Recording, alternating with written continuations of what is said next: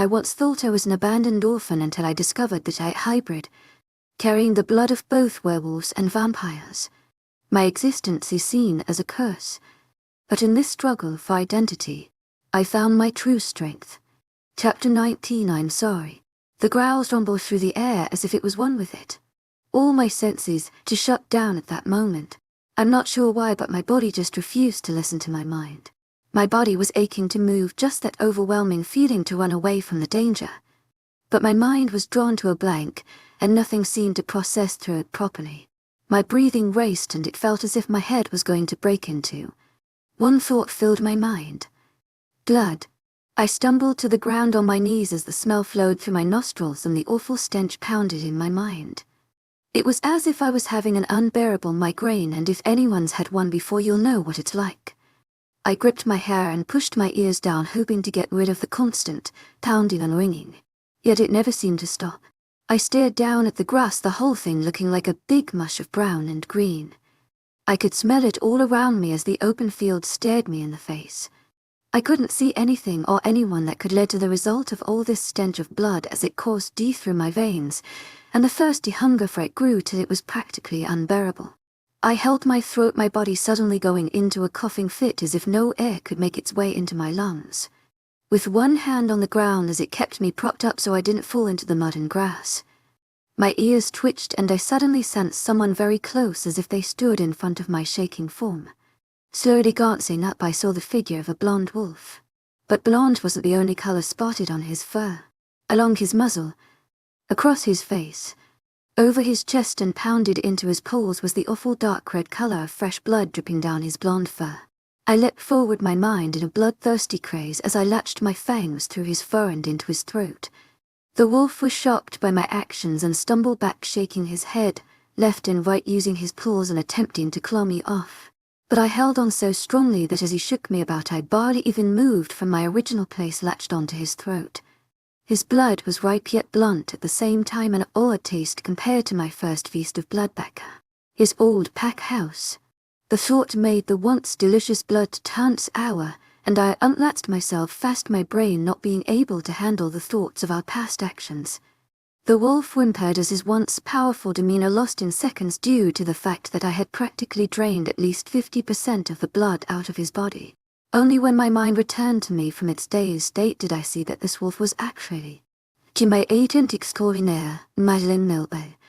Heartfelt thanks for your unfailing patience, enthusiasm.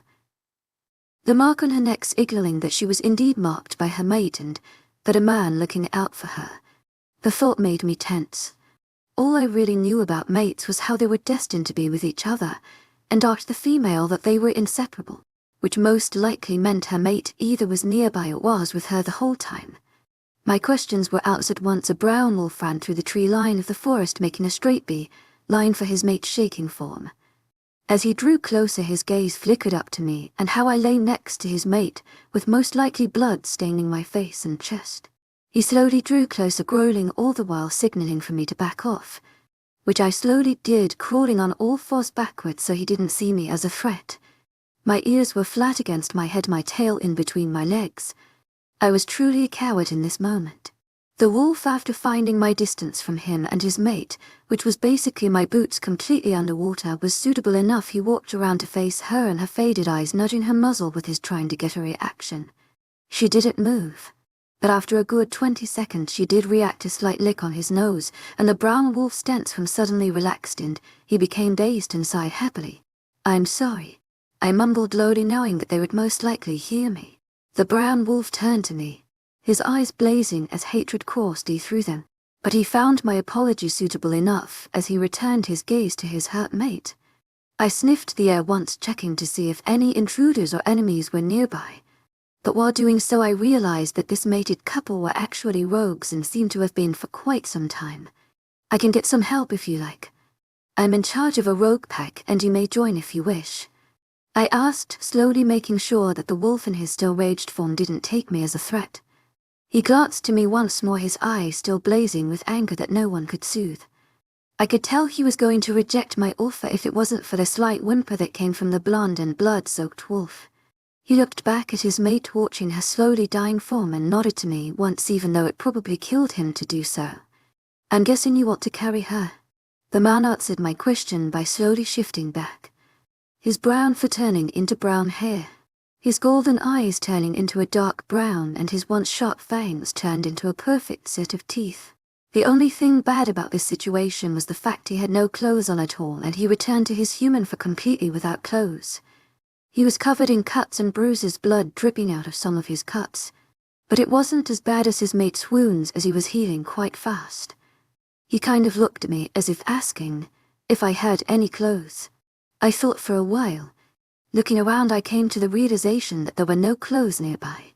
I sighed quickly and ripped off my singlet so you could openly see my black lace bra. The man seemed extremely surprised by my actions as well. "You're mated, so I know you won't do anything stupid."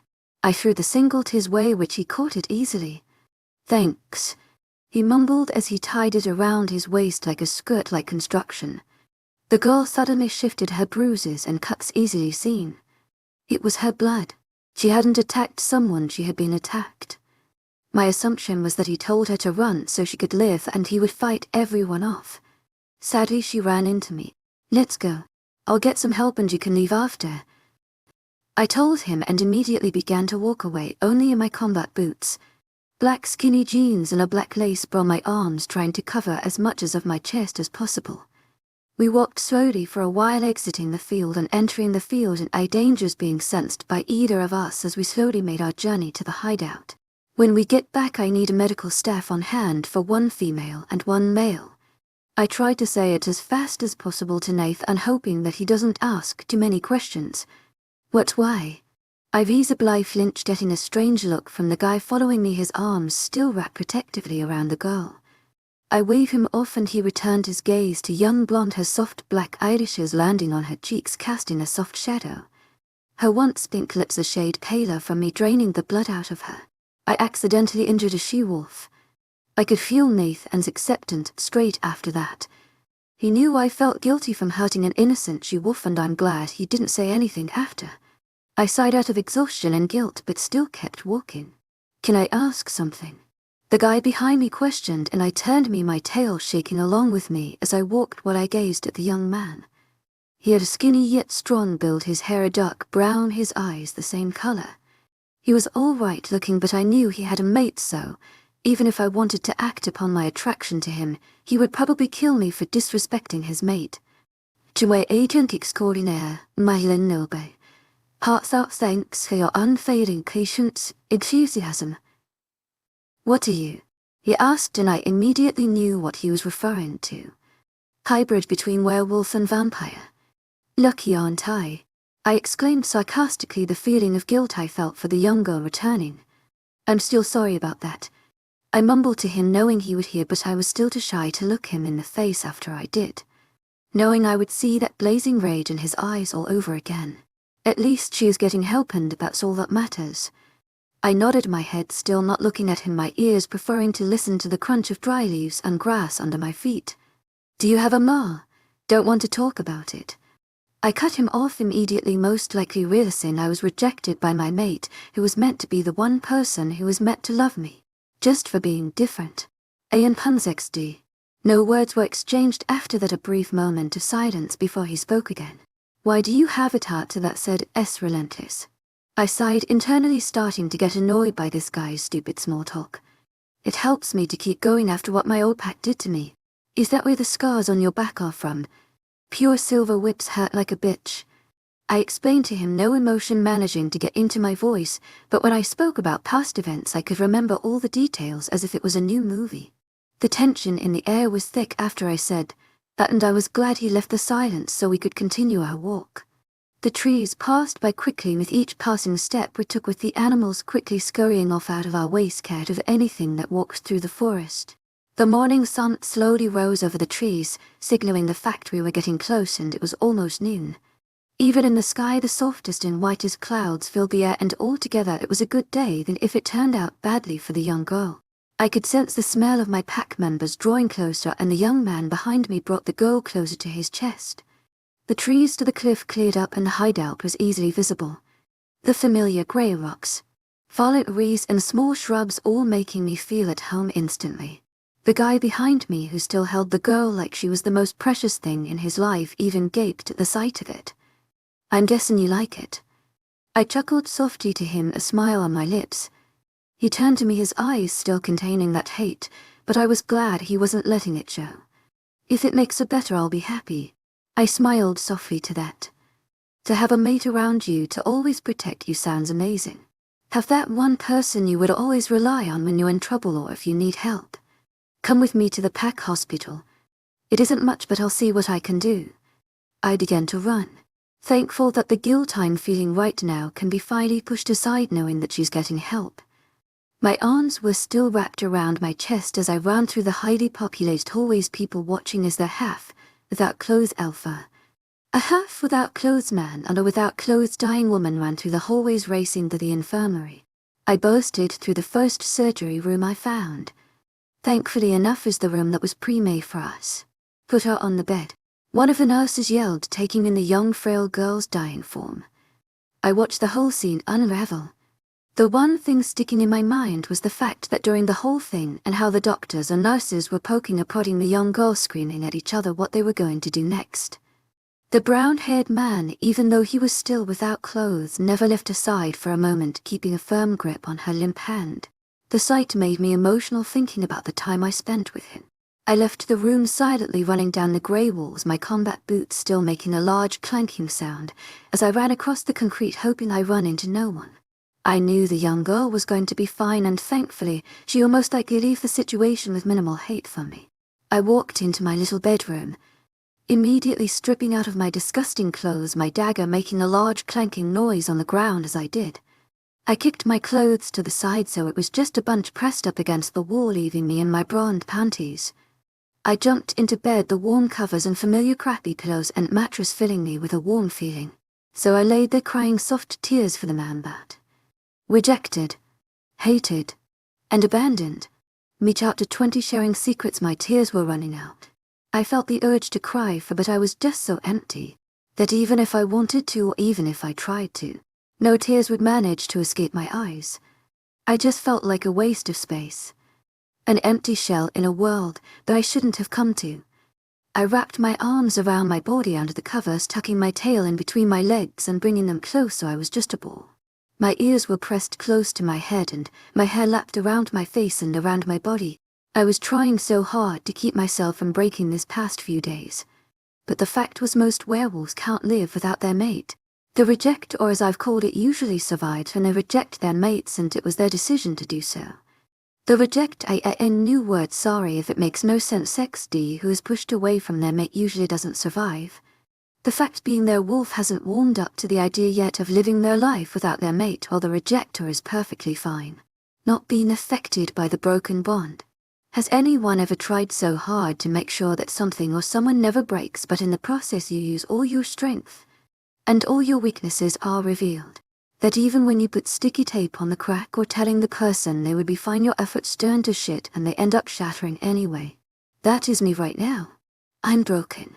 My eyes twitch as I stare at the ugly cement wall in front of me, my eyes trying so hard to release the stress by crying. But I had no tears left to pour. So laying there motionless was the next best thing, my mind running through all the thoughts and information that I had acquired these past few days. "Knock knock, you okay?" The voice was husky slightly, but the overall emotion sliding through was the fact that they were worried. "I'm not sure," I replied honestly, my voice weak and cracking from how many sobs have gone through my body. My voice returning to that state of when I never spoke at all. "I'm going to take that as a no," Nathan replied, his voice telling me that I was about to get the lecture of my life. I could feel and hear as he took steady steps over the cement floor over to me, the bed dipping when he sat down next to me, my back facing towards him. But he surprised me when I felt his long form lay next to me, his body feeling comfortable, as if this was the most natural thing for us to be doing at the moment.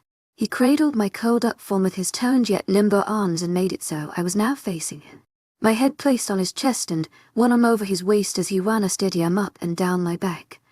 It was extremely soothing, the way I could hear as the breaths went in and out of his body and how the soft pump of his heart kept up a steady pace, never faltering once. I snuggled in more.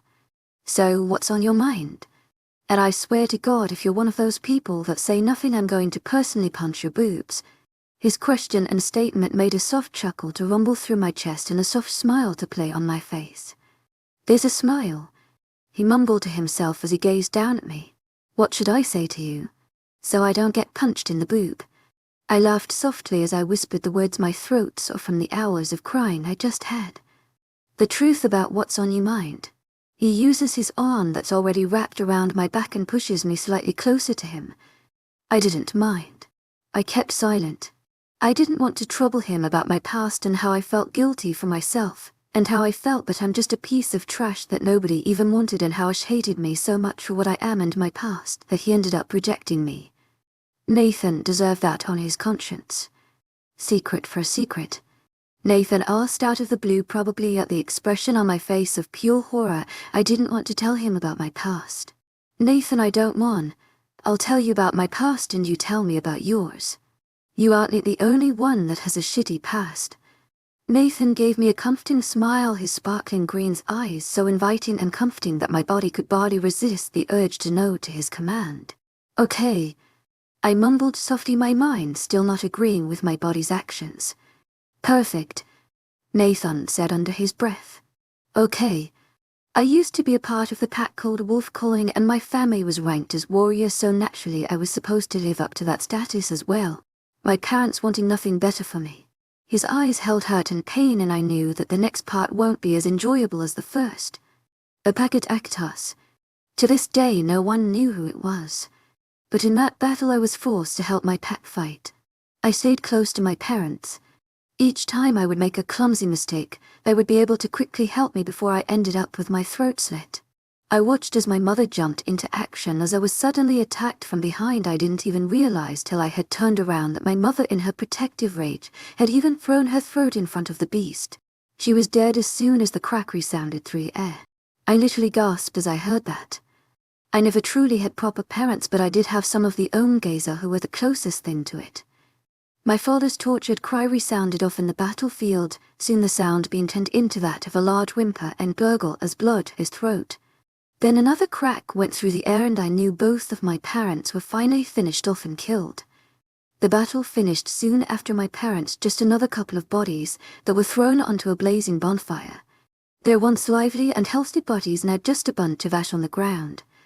Nathan sighed, tears building up in his eyes. I looked at his chest instead of his eyes, playing with the fabric on the black t-shirt, as it seemed more fascinating than watching a grown man cry.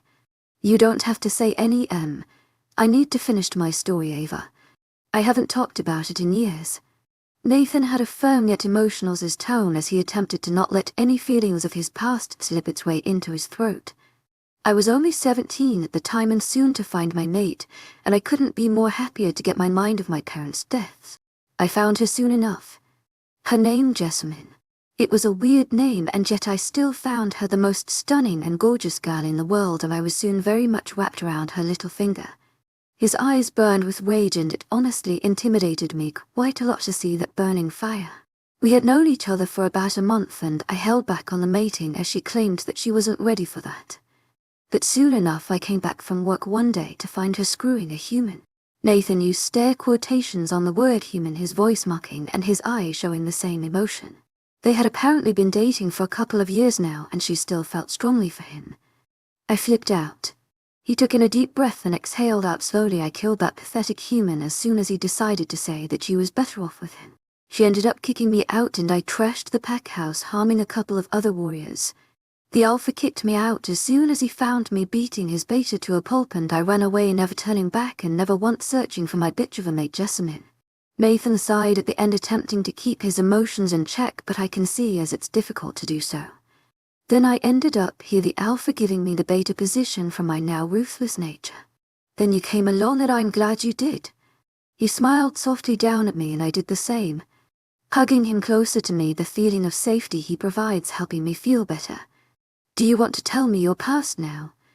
I slightly cringed from the thoughts flooding my brain, but I sighed nonetheless and began to tell my story.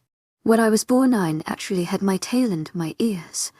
As I said this, I bobbed my ears and made them twitch, then swirled my tail under the covers, making a ruffling sound resound through the room. So since my parents were betas and didn't want to risk losing their title because of their demon spawn child, I was shunned out, made an omega and kicked out of home. So I was raised as an omega. Beaten, abused, raped, and I was even trained. Nathan quirked an eyebrow at that, suggesting what I meant by the word train. My alpha was smarter than most of the pack.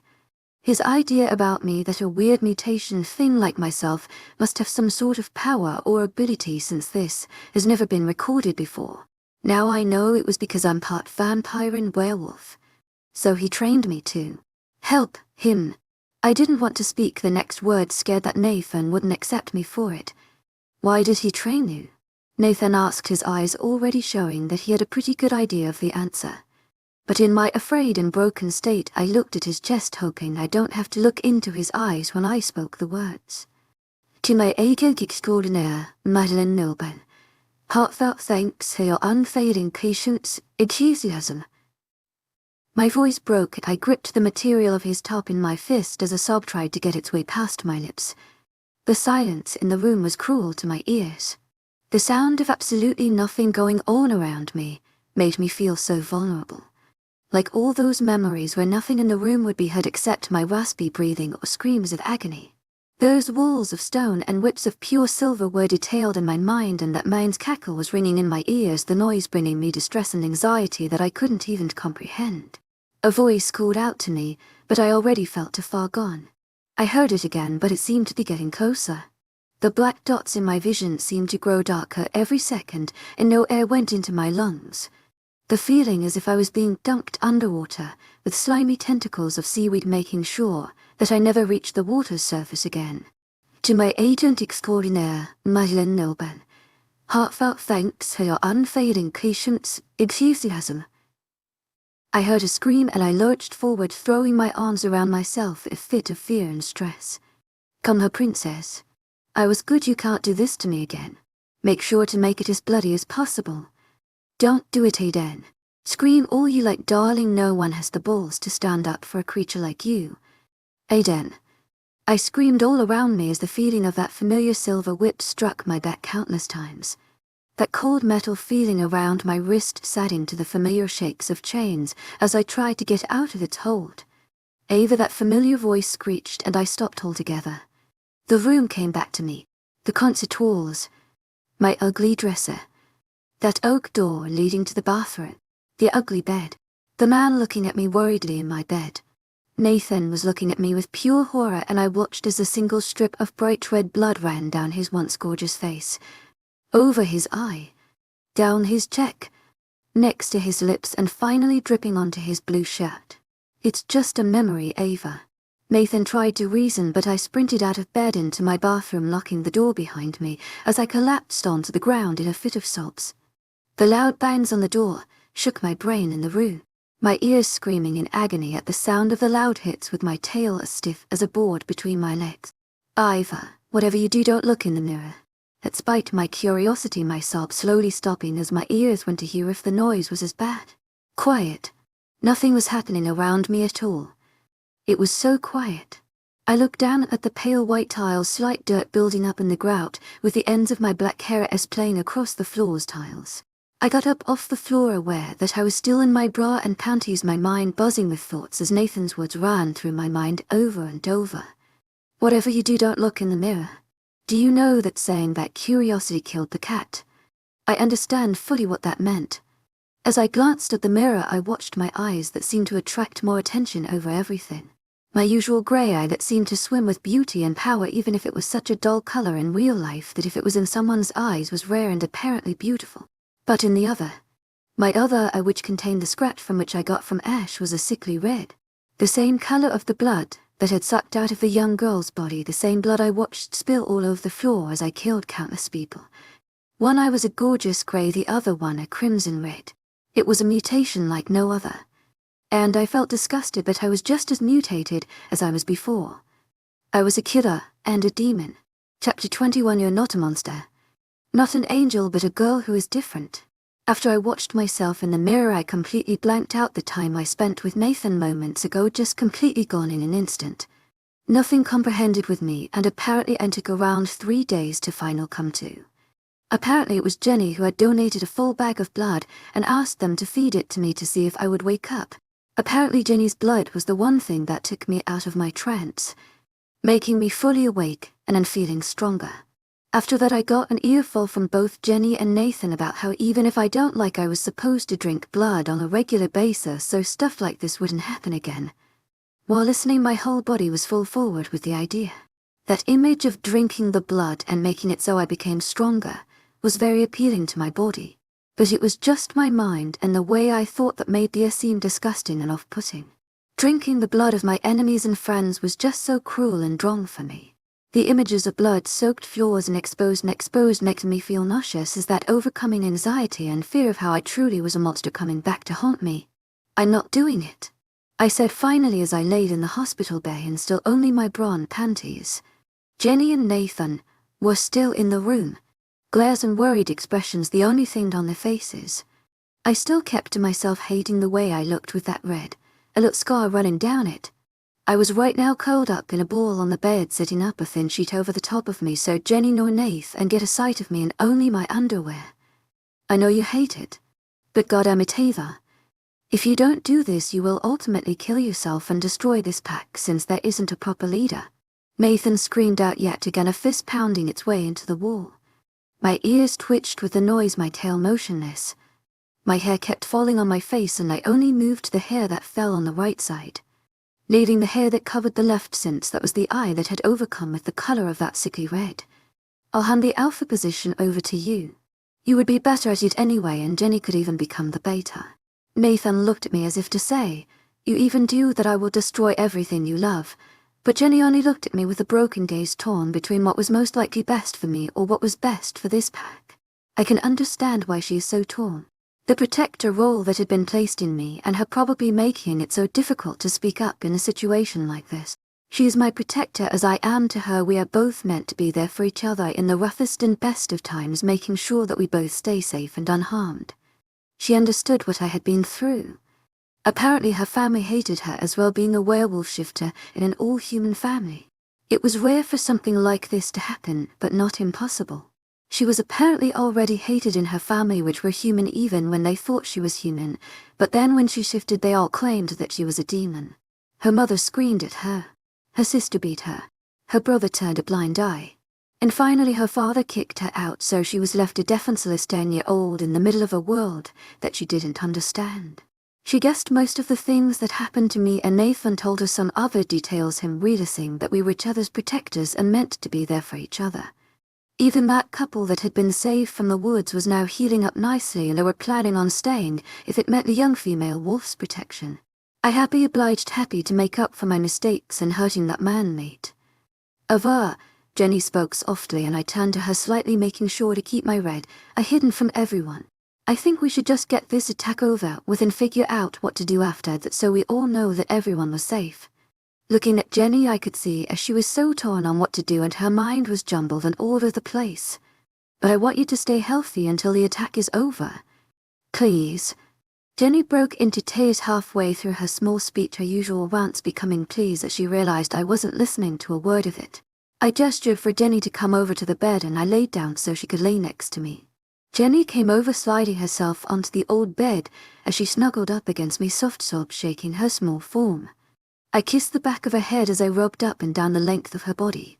I promised to stay healthy until the attack on the Moonrise pack is complete. An alpha promise. I heard a choke sob from Jenny along the line of thank you, and I only hummed in response, enjoying the feeling of her presence as she used me for comfort. Nathan left the room soon after getting the idea that we should be only, and I was more than glad to send him a soft smile as an invitation to leave. Hey Ava, Jenny asked as soon as Nathan shut the door. Yes. I responded in a warm voice, trying to be as comforting as possible, probably failing at it all the while. Apparently the new couple wants to meet their new alpha. They're getting restless. My mind had been screwed up ever since I blanked out. Apparently having something to do with me maybe having a concussion or something, but I couldn't speak through the pack link and stuff like that. Can we just watch a movie or something? I mumbled against Jenny's back, snuggling in more so I could feel the safety and comfort of having her nearby. No. Jenny quickly jumped away as I kept snuggling in, and with the loss of the pressure of me being against her back, I stumbled to the floor ungracefully, a slight screech leaving my lips. I didn't even try to get up as my body collided with the solid ground, but only groaning in pain as it radiated through the front of my body. "You are an elf, and now get your butt into gear and go meet your pack members." Jenny screamed yet again, stamping her feet on the ground so she seemed more childish. My tail, since my ears had picked up her location, did one long swipe behind me, making it so Jenny stumbled to the floor next to me. Her hitting the ground a lot louder than I did a loud slap as her flesh hit the white tiles, a smack fighting its way to my features. "Come on, Jen, we've got to get going, don't we?" I said over happily and sarcastically, just to piss Jenny off. My plan worked, since as I jumped to floor, Jenny flipped me the bird from both hands, a deep growl rumbling in her throat as she did so. "It wasn't that painful to fall on the floor, was it?" I asked, slightly concerned as she hadn't bounced up like she usually does. "GUFCHGRUO. Her face was so smashed into the ground that when she tried to speak it sounded only like mumbles. "What was that?" I asked, quirking my ears to hear her better. Jenny pulled her face roughly from the tiles, all her features a bright red from hitting the ground so hard. "Screw," she mumbled, and I only chuckled softly. "Let's go, honey, I want to get to bed as soon as possible. I'm feeling like shit." Jenny mumbled more profanities as she dragged herself behind me. Only when she started snickering as we reached the exit of my hospital room did I turn around. "What?" I yelled back at her, starting to think of her as an annoying sister, than my protector and protect at year end. "Sorry, I come up with many different new and wonderful words, sorry. XD like breeze or something." Her words caught me off guard. It was only when she nudged her head to my body did I look down, my eyes widening a whole lot. "At least get changed before the whole pack sees you without clothes." I screeched and ran away from her, quickly sprinting down the halls, using my hair and tail to cover the more open parts on my body. But thankfully for my werewolf speed, I reached my room fast and changed in just a pair of shorts and single, keeping my underwear underneath, too lazy to change it. "Knock knock, hurry up." Jenny screamed out to me from behind the door, and I could only chuckle at her laziness and impatience. "At least I'm trying to make myself look decent." I yelled back to her, and she stayed silent for a while before a loud gasp filled the air and her growls could be heard for miles. "If you weren't my protector or leader, I would have personally disposed of you by now." I laughed at Jenny's statement. I was about to leave the bathroom as I had finished brushing my hair. That since I was in a bathroom, I could easily see my gaze in the mirror, that I was too without talking to Jen and brushing my hair to care. But as I looked in it now, I could watch as the fiery rage in my left eye flickered and burned, while my grey eye seemed to swirl with no emotions. "To my agent extraordinaire, Madeline Nilben, heartfelt thanks for your unfailing patience, enthusiasm." I heard my bedroom door open, but my gaze was locked onto that of the girl that I didn't even know that stared back at me through the mirror. Soon Jen did join us, her features scrunched up in confusion, but as she looked at my eyes and what I was looking at in the mirror, she caught on easily. We stood there silently for a couple of minutes, Jen seeming deep in thought about something, while I drew my ears back, anxiety and fear creeping its way into my mind. "Hey Ava." Jen gripped my arm, pulling on it softly in a way of trying to get my attention. I slowly did look to her, preferring that I could look anywhere else other than that sick girl in the mirror. "I have an idea, wait here for a moment." Jen was off in a flash, her usual human speed slightly mixed with her werewolf speed as she sprinted away. I looked back at myself as soon as I knew that she was gone, looking at my features once again. My body looked well refreshed, most likely from Jenny's blood and a great night's sleep that I had while I was unconscious. It was weird how I was only in a singleton low-hanging shorts that I seemed to look better than I had in years. It was only that when I looked into my eyes that I watched the emotions I was truly feeling taking effect. My right grey eye held all the emotion of sadness and the pain through. The memories seeming to pass through it, as if it was an old movie at a cinema, as it was forced to play over and over again. My left red eye held the emotion of my bottled-up rage and violence that I was yet to unleash upon everyone that had done me wrong. The seeming memories of my tortures and abuses passing by again, as the pain I felt in those memories giving me the rage and power to seize the day. What, Jay?" I asked, pretending that I wasn't having one of my deep thought moments so she wouldn't be worried. "You're still clothed, right?" Jenny asked me, obviously scared that I had somehow changed and was in my bathroom stark without clothes at the moment. "Sadly, no. But, if no. I'm glad you kept your clothes on. Jenny bounded into the room, something obviously behind her back as both her ends stayed glued to her rear, and in a way that meant she was holding something. What's in your hand? I asked, pointing to her back as she bobbed up and down excitedly. Close your eyes. She screamed in a very excited tone that had an effect on everyone around her, just seemed happier. I did end up happily closing my eyes softly as I felt Jenny bounce around, tugging and pulling me in all sorts of directions, my ears picking up on as she mumbled a curse word or failure to herself in hopes she would fix the problem. Can I open? No. Keep them shut. She yelled close to my ear and they twitched at the loud noise. But suddenly, after all the pushing and prodding, Jenny seemed to have completed whatever she wanted to do with me. It felt weird what she had done.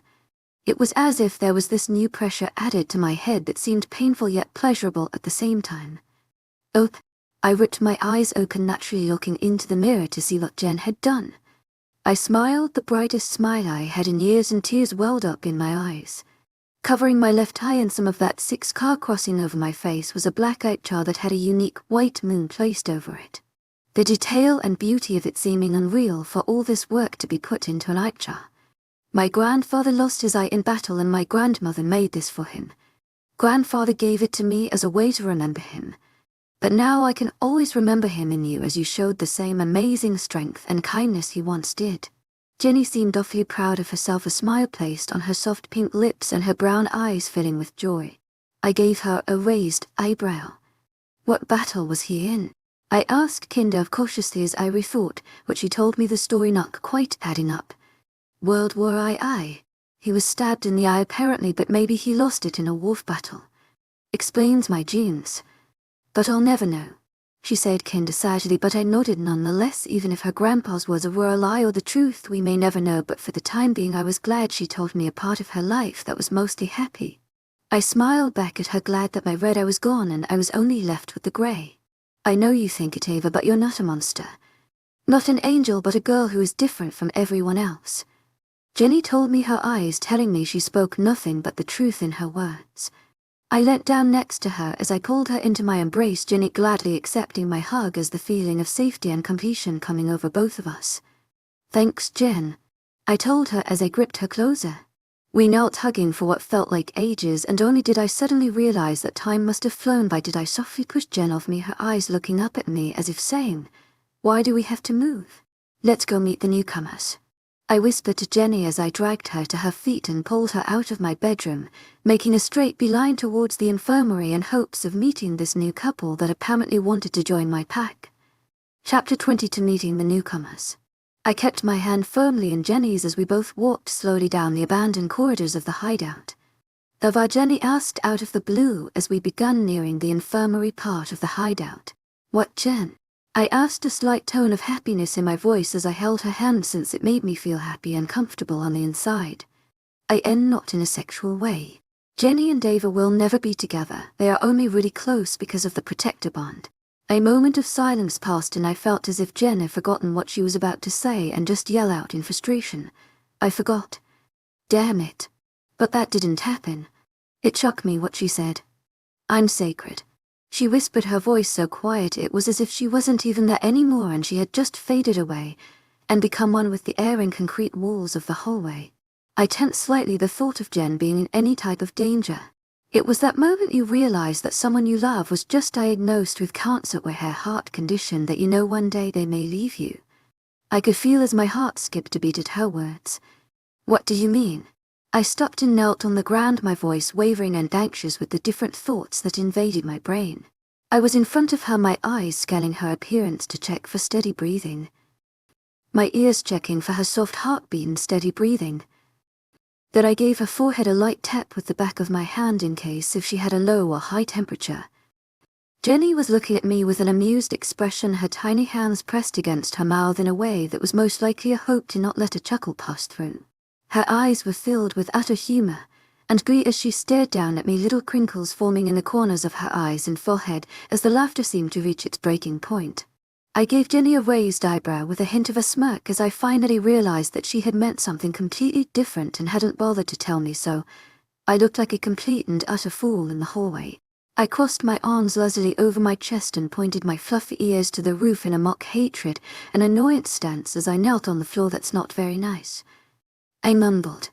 Jen let out a small chuckle, her eyes closing in amusement and a couple of hairs to fall across her eyes and forehead as she slightly bent over her arms around her waist as the chuckle slipped past her perfect and healthy pink lips. Letting out a chuckle of my own, I stood up and offered my hand back down to Jen, who was still slowly sobering up from her laughter. She looked up at my hand and gave a quick look up at me as if to say if it was okay to hold my hand, her brown eyes looking up at me in a silent plea to let me hold her hand. For an answer, I grasped her small hand in mine and pulled her softly along with me down the hallway. A couple of pack members walked by us as we slowly made our way to the infirmary, the way seeming to get longer and longer. I was serious about how I'm scared, Jen told me yet again. I looked down at her to check and see if she was looking up at me for comfort, but her eyes seemed to have found the floor more entertaining and interesting instead of looking at my face and eyes. My tail twitched in an odd sensation, the feeling unknown to me before. I slowly wrapped the grey fluffiness of my tail around Jenny's waist in a silent hug and supportive way, and she relaxed under the feeling. "Why you scared, Gertie?" I asked, still looking down at her even if she wasn't looking at me. My wolf has been extremely anxious ever since the couple apparently came, and I kept shaking but feeling off trying to forget about it. But my body didn't want to, and I can feel as we are getting closer to the infirmary that my wolf is being put more on edge. Jenny's voice wavered and was quiet as she spoke. Never once had I seen this girl, who was usually upfront about things and being a bossy britches to everyone around her, be scared and uncertain. Even worse was that her wolf was feeling it, and with their heightened senses and abilities eased me to a level like no other. But I was trained at poker faces. We'll see them, and I bet it's gonna be a wolf thing or whatever that means. Nothing. Jenny finally connected her eyes up to mine, a smile on her face. Releasing my hand from her grip, I placed my arm around her shoulders and latched my tail more firmly around her waist as we continued our walk to the infirmary hospital thing. "Thank you," I heard her mumble as she snuggled more into my side, her body relying on mine to be guided down these dim halls. We soon reached the familiar parts of the hideout known as the infirmary, a couple of nurses and doctors walking nervously around, getting to each patient in time for checkups and sessions. It honestly made me proud to know that my pack was in such great hands. If they were to get sick or injured, that someone here would at least be able to take care of them and assist in their recovery. As a nurse stumbled past me, I used my free arm to grab her arm. "Excuse me, miss. Do you know where the new couple I brought in are staying? Apparently they wanted to see me," I told her. She did a slight jump as I latched onto her arm, but nonetheless relaxed as she saw it was me. "Of course, ALP, Ava. I'll show you the way," she exclaimed, her strange pink hair bouncing up and down her blue eyes, dazzling as she watched me. She shook off my arm as she began to bounce down the curtains and doors of the infirmary. "I'm glad you got me out of part of work. I'm thinking about going to the lunchrooms and grabbing the box of donuts I bought this morning. I was upset that my shift started earlier than most and I have to wait." She scrunched up her nose in distaste of losing her precious donut. The sight made me chuckle, and she gave me a playful glare as she watched me. "Donuts are beautiful, and I've been forced to abandon my babies." I could feel as Jenny slightly shook with laughter as I let the chuckle slip out of my mouth. "I'm sure they are. Why is it so busy lately? Has someone been attacked?" I asked, my alpha instinct kicking in at the thought of my pack members being hurt. No. There's just been this bug that's going around affecting wolves, and then there's about 12 unmated females going through heat that need constant attention to make sure they don't overheat. I smiled softly at the young girl as she seemed to enjoy the conversation. "What's your name?" I asked out of the blue. She turned back to me slightly since she had walked ahead with a smile on her face as she prepared to answer. "Sorry, I completely forgot to tell you. My name is Sapphire, and I would ask for yours, but I already know it's Ava." She laughed softly, and I smiled along with her as she continued with useless topics of conversation about anything she could think of. She suddenly stopped in front of a brown oak door, and I stopped next to her as we both watched it. "Visiting hours end in around 30. Give you plenty of time unless you want to stay, but the voice is yours." Sapphire looked at me side on as I did as well. "Thank you, Sapphire. I'm horrible with directions. Trust me, you can't be as bad as my friend." She was Lee. A scream cut off Sapphire's words, the sound coming from a female that sounded of pure agony. I immediately went into alert and Jenny stiffened beside me, in which I responded with a tightening of my tail around her. What was th? I spoke, sounding breathless as I brought Jenny closer to my side, her body naturally snuggling more into me. Sapphire cut me off suddenly. I need to go check on her. She probably hasn't had her eyes changed in a while. I'll see you around, she yelled as she took off down the halls as other nurses and doctors that weren't busy went to check the scene as well. The screaming continued as this young girl was put through absolute agony. When I went through heat, it was usually a dull throb, the reason being that I'm part vampire, so the effects weren't as strong on me as they were proper she-wolves. It suddenly stopped altogether and I was glad for the break. The screams she let made my ears twitch and sting, and I brought them closer to my head in hopes that it would make them feel better. My tail stayed wrapped around Jenny's slightly shaking figure, the contact helping her to relax. Let's go and see these newcomers now, finally, I told Jenny breathlessly and with a sigh on the end, as I figured the screaming wasn't going to continue. Her only response was a nod into my hip, and the way she looked put me off. This girl was petrified of something that was in that room. You don't have to go in if you... No. I internally sighed as a thought occurred to me, what's with everyone and cutting me off today? To my agent extraordinaire, Madeleine Noble, heartfelt thanks for your unfailing patience, enthusiasm. But you can leave whenever you want. Jenny stayed glued to my side as I pushed open the door to the little hospital room, gazing inside at the familiar beds and tiles that were placed identically in the same places as the other rooms. A young girl lay in the bed, her blonde hair dazzling as it flowed past her shoulders and down her back. Her brown eyes watched the man that stood next to her, holding her hand, but as soon as we made our entry known, her head snapped to ours, a knowing look in her brown eyes. Are you the Alpha? She asked me, her gaze flickering to Jenny's as she watched the young girl latched onto my legs. I nodded my head. I am. But call me Ava. The Alpha title is something that isn't very appealing to me. I told her, my ears pointing up and away as a friendly gesture, so I wasn't a threat to anyone in this room. Okay, Ava. I'm Matilda and this weirdo next to me is Jack. But I'm guessing you've already met. She said, a slight acceptance and annoyance in her voice, as she most likely fought with her wolf since her mate was with another girl while she was unconscious. I glanced at Jack, seeing if he was listening to the conversation, yet his eyes stayed glued to little Jenny, who was latched around my waist.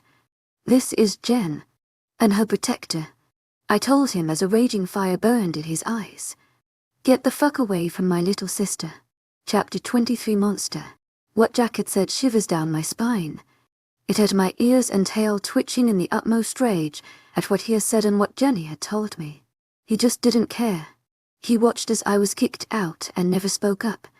I was so alone. Jack began trying to walk closer to Jenny. Pushing her behind me, I made my stance more threatening and growled in his direction as he kept trying to advance toward her. What do? You're a bastard. You let a poor defenseless little girl get kicked out of her home with no one to rely on. I screamed at him. It stopped him for the moment, his steps wavering as he continued to try and get behind me at the girl whose shivering and soft sobs could be heard for sensitive ears. I could hear it.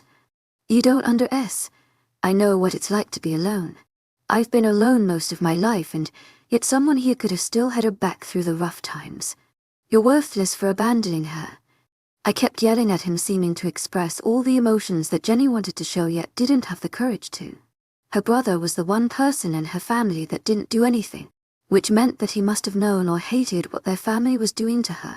He could have helped her, saved her from being trained by an evil alpha to fight in wars that 14-year-old girls shouldn't even think about. I'm sorry, but if you just let me explain, there's nothing that you can say that will make this right. I told him firmly and quietly, the point seeming to get across better as I talked lonely. I will accept you being here since your mate is still harmed and unable to walk, but under no circumstances are you to even be in Jenny's presence. If you join this pack, you have to obey your leader's orders. I growled out, my sharp and deadly tone so skilled it could even cut stone. You have no right to do that. Jack yelled, pointing an accusing figure at my rough stance that I was still finding hard to control. I just did. I told him firmly for the final time. Jack grew raged quickly, his eyes shifting colors as his wolf began taking control of his rage, shaken from that looked as if everything around him will be destroyed. Jack, stop before you hurt someone. Matilda screamed from the bed, her arms reaching out and her form leaning over to him. I want you out of this room and to go and find that nice nurse. To my aching extraordinaire, Madeleine Noble. Heartfelt thanks for your unfailing patience, enthusiasm. I mind-linked Jenny, who perked up as she heard my words in her mind. Please. I don't want you hurt, and when your brother calms down, I'll let him talk. I kept pleading with her, the words in my mind sounding more desperate than I would have ever been in real life. I turned back to Jenny, keeping my ears on the rage Jack in case he decided to attack. My tail was firmly wrapped around Jen's form, and I slowly let my tail slip from the grip I had on her so she could walk away. Her eyes looked at me so hurt, but the understanding of what I was doing swam through and around her eyes, all the same, the two emotions becoming her same brown eyes. I'll tell you when to come back in. I bent down and placed a small kiss on her forehead. Find Sapphire and she may share a donut with you, if you're special enough. Jenny chuckled as I told her this, probably remembering how that Sapphire loved her donuts too much for words. When I heard a growl, I turned back to Jack, his claws and fur becoming more apparent by the second. I continued to nudge Jenny out the door with my tail, and I could feel as she suddenly ran out, her comforting and warm presence suddenly lost. I didn't want her to see this.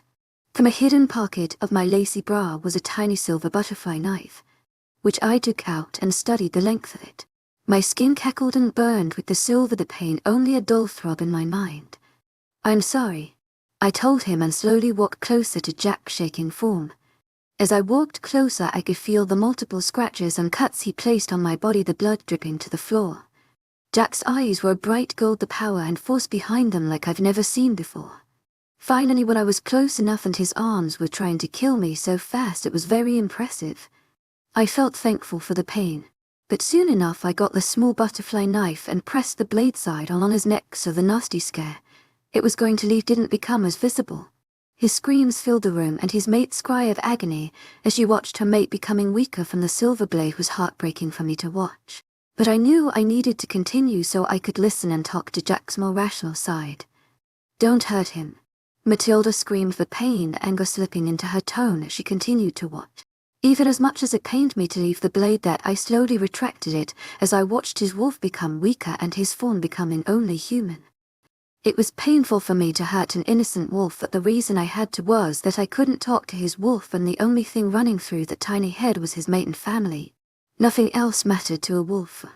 It was both annoying and magical. His body collapsed to the ground, his frantic and loud cough the only thing being heard in the room besides Matilda's soft sobs as she watched the scene unravel in front of her. A small chair sat in the corner of the room. It looked uncomfortable and scratchy, but it would have to do for now. I grabbed Jack under his arms, his body too weak to fight back as I dragged him over to the rundown chair, his form crashing into it as I threw him roughly into the chair. My rage not once faltering. You could have killed him. Matilda screamed from the bed. My ears went down and my tail went lax behind me, hearing her. I had no other choice. I told her, refusing to glance at her. You did. You bitch. I was wanting to speak to you and ask why you did what you did, but my answer is already here. You're a fucking monster. A fire burned in me as she called me that word. I am a monster.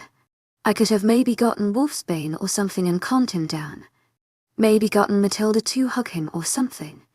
I am a monster. I mumbled to her. Do you want to know who else called me that? I fully turned around to her, my red eye under the eye jar stinging for some strange reason. I glared down at her, but she stayed in, of my obvious glare and sneer on my face not affecting her in the slightest.